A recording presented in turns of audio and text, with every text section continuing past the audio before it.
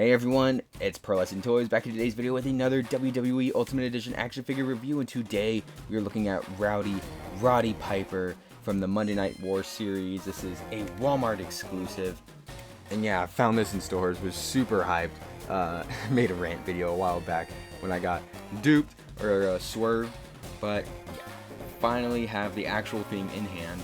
Here's the side art with Roddy Piper there, that's his name. And then here is the back of the box. As the NWO sought to upend WCW, Hot Rod arrived to even the odds. Finally, WCW had a force as chaotic as the entire NWO itself, leading to a main event of the Wolfpack against Piper, Ric Flair, and NFL legend Kevin Green. Yeah, I'm not I'm not that big of a football person, so Kevin Green, that name just flies over my head completely. But without, actually, here's the barcode in case you want to go hunting. Okay, now without further ado, let's open this figure up. Just when you think you know the answers, I changed the questions in the bottom. What is that? Sooner or later, everybody pays the piper. Here is Roddy Piper out of the packaging, without all of his gear on. Yeah, just a very, very classic look to Roddy Piper. The blue knee pads, the blue trunks, and really the only key paint apps here are in the boots, you know, those laces, the soles, the Roddy Piper logo, and then the socks up there.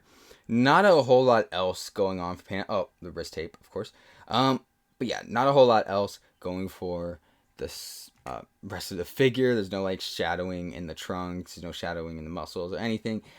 Do like this body mold, however, not sure if it matches Roddy Piper. I might have to look up some pictures of him from his WCW days. But yeah, just a supremely simple sculpt here. The head sculpts are different, having that TrueFX digital face printing, so they all look pretty good. Here's the first one, a neutral expression, and then the hair all around. I really like the way the hair looks. It kind of looks like mine, honestly. Just brown. But yeah, I really like the eyes. It has a pretty good likeness to actual Hot Rod. Next up, we have the smiling head sculpt, and I love how gleeful it looks. Just the gum showing right there too. Looks great. I just love how energetic it looks. It looks really, really good. And then same with the hair, same hair sculpt. But yeah, that face is awesome. And then we get a yelling head sculpt, a little bit of paint splotch right there and on the forehead as well. Again, I like this head sculpt. Kind of wish the eyes were squinted a bit more, but yeah, it looks very lifelike, very close to the actual Roddy Piper right there. And yeah, I guess this could be considered the one per ultimate figure goofy-aw head sculpt, because it is kind of goofy-aw, but not to the extreme of like Roman or Edge. Yeah, just a pretty good head sculpt. Yeah, and with all of them, they all have those beards. Really love the paint apps for those. He also comes with 2 open C-grip hands, 2 fisted hands, and 2 opened out hands for like doing this pose. He also comes with a kilt. Yeah, not a whole lot of detail here. It is cloth goods though, and it does have these straps at the back of it, looking very nice. And a belt that goes around the kilt. And he comes with 2 t-shirts. This first one being a reality check shirt. Love how funny that is. And they have no Velcro on the back. And an icon shirt, looking very clean. Again, no Velcro on the back. And this is what he looks like with the kilt and a t-shirt on. He also comes with this leather jacket, the same piece that comes with Bret Hart, except it's missing like the Hart Foundation logo on the back. Yeah, just a very nice piece right here, and it just brings the whole figure together for me. I absolutely love it.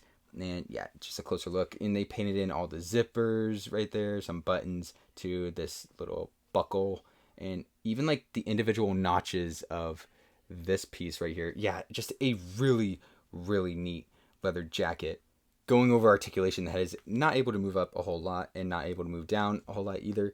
It does have some pivot and some side-to-side movement. Now for the arms, for the jacket, it's able to go back this much, go forward that much. He does have upper arm rotation and some bicep swivel, a double jointed elbow that's able to bend in this much, and your standard wrist hinge going up, down, all the way around. Now without the jacket, his arm is able to go back this much, go forward a tiny bit, go all the way around. He has upper bicep swivel, a double jointed elbow that's able to bend in this much, and your standard wrist hinge going up, down, all the way around. Now he has a diaphragm joint in the middle, allowing him to move this far back, this far forward. He does have some pivot right there, and a tiny bit of side-to-side movement, but he does have side-to-side movement at the bottom of the waist, allowing him to move, all the way around. He has drop down at the legs, allowing his legs to move out just a bit further, and it is able to move up this much, go out to the side a really good amount, go back a tiny bit. He has upper thigh swivel, a double jointed knee that's able to bend in this much. He has upper calf rotation, and his foot is able to move this far down, this far up. He has a toe hinge and a tiny bit of ankle buckle. Now into the size comparisons. Here is Roddy Piper next to Hollywood Hogan and Bret the Hitman Hart, Hulk Hogan and Hulk Hogan, Bret the Hitman Hart and Bret the Hitman Hart, Razor Ramon and Shawn Michaels, Andre the Giant and Ric Flair, Stone Cold Steve Austin and The Rock, Cody Rhodes and Roman Reigns, Darwin and Morbius, and finally Commander Gary and Spider Ham. Alright, time for my final rating and my overall thoughts. I'm going to give this figure a final rating of 9 out of 10. You know what? I'm going to give him a 9 out of 10. Everything considered, I would probably give it like an 8.5 out of 10. But I've had so much fun just posing this figure around, just messing around with him, playing with him, that I'm going to give him a 9 out of 10. And, a lot of that is due to those head sculpts. They look so accurate to Hot Rod. And that's what I love. Unlike Bret Hart, where the faces could have been like literally anyone on the planet. Like, who is this? This is anyone other than Bret Hart. Roddy Piper, there's no doubt, like, that's him. And I just love the chaotic energy that those head sculpts bring to the action figure. Despite most of it just being pretty bland and generic, like, those head sculpts really just capture me. And of course his alternate clothing bits, the leather jacket, the t-shirts, as well. Those are some great accessories. So yeah, I'm going to give Hot Rod here a 9 out of 10. And that will do it for today's video. I hope you guys enjoyed. Please like, comment, subscribe, share with a friend. Anything you can do that'll support the channel will be greatly appreciated. And with that, I will see you in the next one.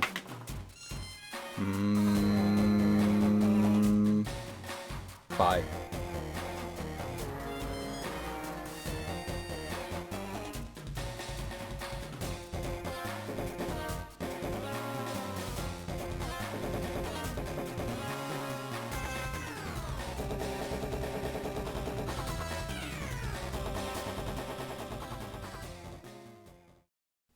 Hey everyone, it's Pearl Ice and Toys back in today's video with another WWE Ultimate Action figure that we could pick up.